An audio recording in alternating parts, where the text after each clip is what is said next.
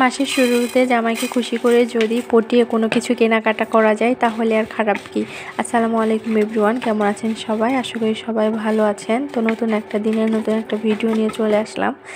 আমার জামাইয়ের মাছ, মাংস, বিরিয়ানি যত যাই হোক তাকে যদি খিচুড়ি রান্না করে দেওয়া হয় সে সব থেকে বেশি খুশি।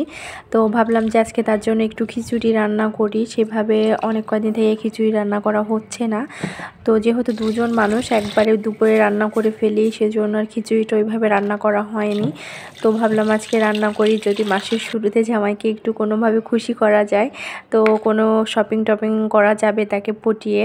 তো এই তো খিচুড়িটা রান্না করার জন্য আমি প্রথমে ডালটা একটু ভেজে নিয়েছি। ডালটা ভেজে নিলে, মাসকলাই ডালটা ভেজে নিয়ে খিচুড়ি রান্না করলে অনেক বেশি মজা হয়। তো আমি সেজন্য ভেজে নিলাম। আর এখানে সব কিছু আমি আগেই রেডি করে নিয়েছিলাম। পেঁয়াজ কেটে নিয়েছিলাম, মরিচ টরিচ সব কিছু কেটে নিয়ে তারপর রান্না করতে আসছি। তো এই তো রান্না শুরু করে দিব। এই জন্য প্রেশার কুকারে যেহেতু দিব, তো প্রেশার কুকারের ভিতরেই আমি সব কিছু একে একে দিয়ে নিচ্ছি। মরিচ দিয়ে নিয়েছি, পেঁয়াজ, রসুন, তারপরে আমি আদা রসুন বাটা দিয়ে দিয়েছি। আর গরম মশলা আমি বেটে নিয়েছিলাম, গরম মশলা বাটাটাও দিয়ে নিয়েছি। তারপরে গোটা জিরা দিয়ে দিলাম, আর তারপরে কয়েকটা গরম মশলা গোটা দিয়ে দিয়েছি। তারপরে মরিচের গুঁড়া, হলুদের গুঁড়া, লবণ সব কিছু দিয়ে দিলাম।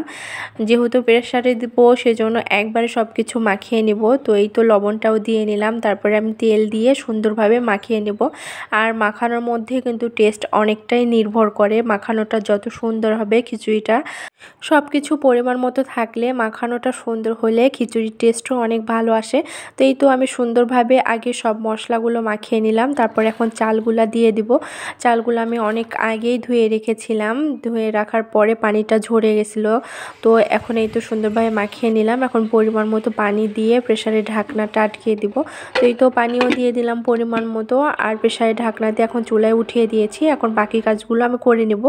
তো খিচুড়ির সঙ্গে কিন্তু এভাবে আলু ভাজা অনেক ভালো লাগে। তো ভাবলাম যে খিচুড়ির সঙ্গে এভাবে আলুটা আজকে ভেজে নিই। তো আলুটা আমি এখানে মাখিয়ে রাখছিলাম, খিচুড়ি হচ্ছিল পাশাপাশি আমি এখানে সব কিছু রেডি করে রাখছিলাম।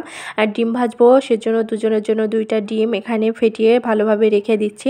তো আমার খিচুড়িটা আমি নামিয়ে নিয়েছি, এখন ডিম 2টা ভেজে নিব ভালোভাবে। তো এই তো ডিমটা ভেজে নিচ্ছিলাম। আর আজকে রান্নাটা আমি একটু লেট করে শুরু করেছিলাম, যেহেতু খিচুড়ি রান্না গরম গরম ছাড়া খিচুড়ি একদমই ভালো লাগে না। তো আমি সব কিছু রেডি করে রেখে সব কাজ কমপ্লিট করে তারপরে 12টার দিকে খিচুড়িটা তুলে দিয়েছিলাম। তো খিচুড়িটা আমার হয়ে গেছে।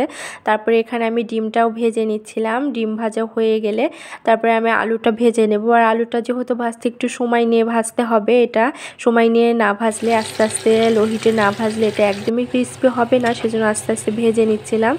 আর দেখেই কিন্তু বোঝা যাচ্ছে আলুগুলো কতটা ক্রিস্পি হয়েছে। তো আমার আলুটাও ভাজা শেষ, মানে একবার ভেজে নিয়েছি, পরের বার আবার তুলে দিয়ে তারপরে এখন আমি খিচুড়িটা আগে দেখবো কেমন হয়েছে। মাশাল্লাহ আজকে খিচুড়িটা এত বেশি সুন্দর হয়েছিল, কালারটা দেখেই কিন্তু বোঝা যাচ্ছে এত বেশি সুন্দর হয়েছিল। আমার জামাই অনেক বেশি প্রশংসা করেছে, সে অনেক খুশিও হয়েছে।